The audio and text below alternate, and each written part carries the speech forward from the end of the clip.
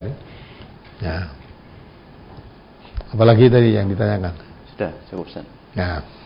Berikutnya brosur halaman 8. Dari Zaid bin Sabit ia berkata, ketika Nabi sallallahu alaihi wasallam berada di kebun Banu Najjar dengan mengendarai bagol dan kami bersama beliau, tiba-tiba bagol tersebut berbelok dan lari kencang hampir-hampir melemparkan beliau sallallahu alaihi wasallam lalu berhenti.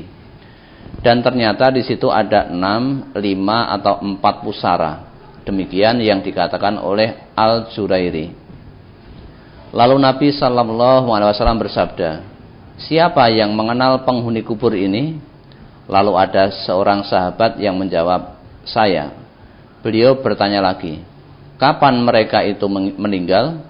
Sahabat tadi menjawab, mereka itu meninggal dalam kemusyrikan.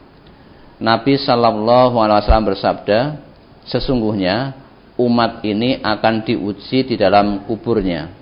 Sekiranya aku tidak khawatir bahwa kalian akan takut mengubur mayat, tentu aku berdoa kepada Allah agar Allah memperdengarkan siksa kubur kepada kalian sebagaimana yang aku dengar. Ini yang ditanyakan pada kalimat sesungguhnya umat ini akan diuji di dalam kuburnya. Ini mohon dijelaskan. Ya, jadi Rasulullah itu masalah gaib lagi, diberitahu oleh Allah. Jadi ketika Rasulullah sedang naik bihol, itu kuda kecil itu ya, tahu-tahu lari kencang, tahu-tahu berhenti. Jadi lewat di kubur tadi. Nah kemudian Rasulullah menanya, ya, karena dia ada lewat di kubur tadi kok mati. Siapa yang tahu? Ini kuburnya siapa ini? Ya, ada yang sahabat yang tahu. Oh ini kuburnya 4 atau 5 kubur. Nah, ini di antara diterangkan ini orang musyrik kubur di situ. Nah, sehingga ketika di dalam kubur itulah orang yang musyrik ketika hidup di dunia mendapat siksaan kubur. Nah, ketika behol yang dinaiki oleh Rasulullah tadi lari kencang karena mendengar teriakan orang yang disiksa di dalam kubur.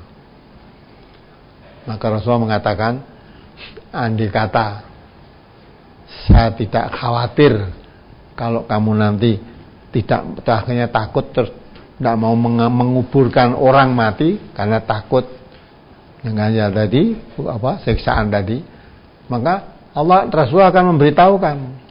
Tidak diberitahu supaya tidak tahu siksaan dalam kubur. Andai kata tahu, kamu takut mengkubur orang mati. Sebab apa?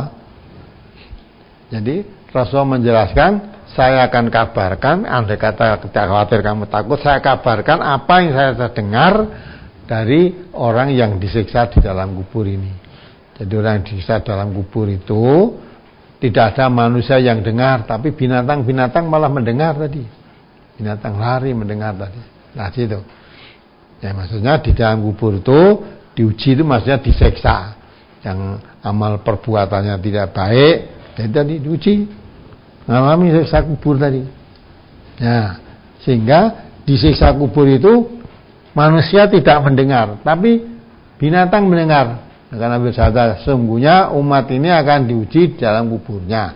Sekiranya aku tidak khawatir bahwa kalian akan takut mengubur mayat. Nah, jadi saya andai kata tidak khawatir kamu takut mengubur mayat, tentu aku berdoa kepada Allah agar Allah memperdengarkan siksa kubur kepada kalian. Ya. Tapi kalau kamu dengar siksa kubur sehingga kalau nanti kalau ada orang mati kamu takut, tidak mau menguburkannya. Andai kata kamu mendengar siksa kubur itu tidak mau, maka ya tidak mendengar, biar tidak mendengar saja. Kalau kamu mendengar, nanti mengubur jenazah kamu tidak mau.